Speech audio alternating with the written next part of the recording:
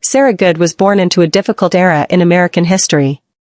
She was an African-American woman living in Chicago during the late 19th century.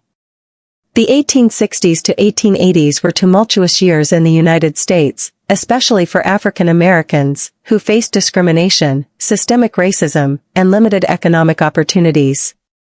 Sarah's life was shaped by these societal constraints. She was married, and the couple had a child, but Sarah worked hard to make ends meet. At the time of her murder, she worked as a domestic servant, cleaning houses for wealthier families in the Chicago area. It was a job that, while necessary, kept her in poverty, living in neighborhoods where crime was prevalent. Her role as a servant meant that she had little control over her own life. She was often in situations that left her vulnerable, both economically and socially. In this chapter, you also begin to understand the struggle Sarah would have faced, not just in terms of her poverty but also as a black woman in a society that placed immense value on class and race. Her murder would later be a tragic example of how these factors could contribute to a person's victimization. By 1880, a string of horrific murders began to terrorize Chicago, and the press quickly dubbed the perpetrator the Chicago Ripper. These murders were grisly and brutal, and the victims were predominantly young women, many of whom were either working class or poor. The killer's method of choice was chilling. Women were lured into secluded areas, often under the pretense of a job or a meeting. Once isolated, they were violently attacked, stabbed multiple times, and disemboweled in a ritualistic manner. The killer seemed to take pleasure in the disfigurement of the bodies, and the brutalization was unlike most other crimes at the time. The police and media were baffled, but there was a sense that these murders were connected, and eventually, they were linked together as a series of killings. Sarah Goode was one of the most prominent victims of these murders. While we don't know the specific details of how she was lured to her death, her body showed signs that she had been attacked in a similar fashion to other victims, strengthening the theory that she was murdered by the same individual. On March 28, 1880, Sarah Goode's body was discovered in her apartment in Chicago. The scene was horrifying. She had been strangled, and like other victims of the Chicago Ripper, her body was mutilated. The brutal nature of the crime indicated that she was not just killed but subjected to sadistic violence. Her abdomen was slashed, and her internal organs were exposed, echoing the gruesome pattern of the other murders. Neighbors in her building, noticing a foul odor coming from her apartment, alerted the authorities, and Sarah's body was found in a state that left little doubt she had been murdered by the same killer who had been terrorizing Chicago. Her murder was significant not only because of its brutality but because it cemented her status as a victim of a serial killer.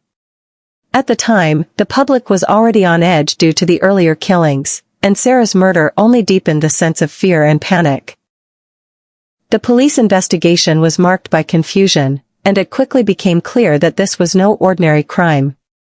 As the investigation into Sarah Goode's murder unfolded, it became apparent that there was no clear motive. There were no obvious suspects, and Sarah's background as a domestic worker didn't provide any clear leads. The brutality of the crime, and the fact that it mirrored other murders, led investigators to believe that a serial killer was at work. The police struggled with basic investigative tools, and there were no forensic methods available to link the killer to the crime scenes. Fingerprints, DNA, and other techniques we now take for granted were unavailable. In 1880, investigators were reliant on eyewitness testimony, gut feelings, and limited forensic evidence, making it extremely difficult to solve such a gruesome case. The investigation faltered because of this lack of evidence, but it also suffered from the social climate of the time. Many of the victims, including Sarah Goode, were from marginalized groups, working class or poor women, often of African American or immigrant descent. This led some to believe that their murders were given less priority because of their social status. In the aftermath of Sarah Goode's murder, speculation about the identity of the killer became rampant. Given the ritualistic nature of the killings, many theorized that the murderer may have had psychological issues or was driven by an intense desire for control over women. Some suggested that the killer might have been a doctor, or someone with medical training, because of the precision with which the women were mutilated, and the way their internal organs were targeted. Others theorized that the killer might have been someone with a sadistic sexual obsession, using the act of murder as a way to exert power over his victims. Another theory was that the murders were part of a larger conspiracy, possibly involving multiple perpetrators. Some speculated that the victims' deaths were ritualistic, and that the killer might have been part of a cult or group. The similarities between the Chicago Ripper murders and the Jack the Ripper killings in London were impossible to ignore. Both sets of murders targeted women of low status, both involved horrific mutilations, and both were carried out in a methodical, almost ritualistic manner. The press, eager to sell stories and create intrigue, began drawing parallels between the two, dubbing the Chicago killer the American Jack the Ripper.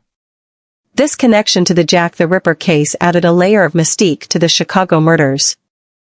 People wondered if the same individual was responsible for both, or if there was something more sinister at play, a serial killer network or a copycat killer. The media's portrayal of the murders added to the fear and fascination that surrounded the case. The sensational nature of the murders, particularly the way the victims were treated post-mortem, led to heavy media coverage, much of it exaggerated and designed to sell newspapers. The press focused heavily on the gruesome details of each crime, and the sensational headlines painted a picture of a ruthless, faceless killer who was targeting women. The Chicago Ripper quickly became a media phenomenon. This coverage spread fear throughout the city, and many women were afraid to leave their homes at night. Public meetings were held, and debates raged about what could be done to stop the killer. While the public panic increased, the police were left scrambling to catch the killer with little more than rumors and hearsay. As the weeks turned into months and then years, the case began to grow cold. The police had little to go on, and the trail seemed to fade. Despite public outcry, the murders continued to go unsolved, and eventually, the killings stopped, or at least the public awareness of them did. There were many unanswered questions. Was there one killer or many? What motivated the killings? Why were these particular women targeted? Despite all the speculation and theories, no one could answer these questions definitively. Over the years, various suspects have been proposed, including local men with criminal records, a disgruntled former lover, and even some of the victims' acquaintances. However, none of the theories ever provided concrete evidence. The investigation became more about speculation than actual leads, with the case becoming one of Chicago's great unsolved mysteries. In more recent years, some investigators have linked the Chicago Ripper to other unresolved serial killings, but there is still no consensus on who the murderer was, or if multiple people were involved. Sarah Goode's murder remains a symbol of the challenges faced by women at the time, particularly those who were marginalized, poor, or disenfranchised. Her death, along with the deaths of other women, highlighted the harsh realities of living in Chicago's impoverished neighborhoods, where crime and violence were rampant. As time passed, Sarah Goode's murder became just another cold case in a long list of unsolved crimes. Despite attempts to revisit the case in the 20th and 21st centuries, no breakthrough has ever been made. The investigation remains a dark spot in Chicago's criminal history. The Chicago Ripper murders, and Sarah Goode's death, shined a light on the social issues of the time, particularly around class and race.